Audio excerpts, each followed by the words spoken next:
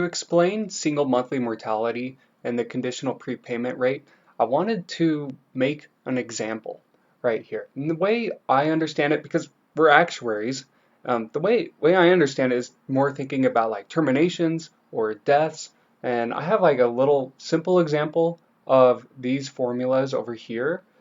Um, I was just thinking, let's suppose we had 100,000 people in a study, and we we had 10,000 drop off, and there's only 90,000 in there.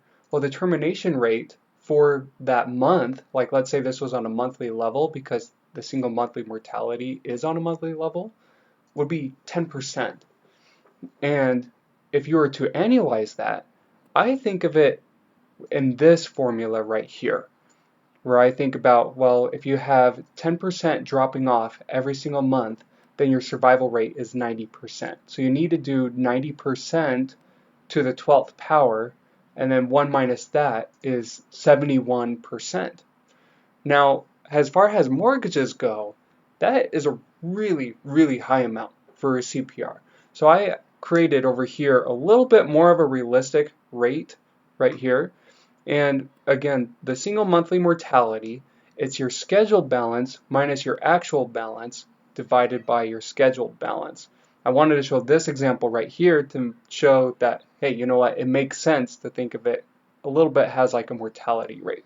So we have $250,000 that's scheduled to be there, but actually $2,000 more dropped out of the study or dropped out of the mortgage, and then you divide that by the scheduled amount.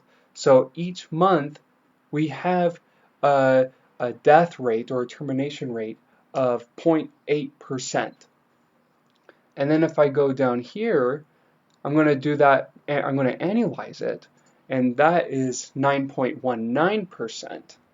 And that's actually pretty typical for a mortgage, considering like let's say we're already in month 30, and so our PSA level is going to be 6% by then, and this would be about 150% of that PSA level.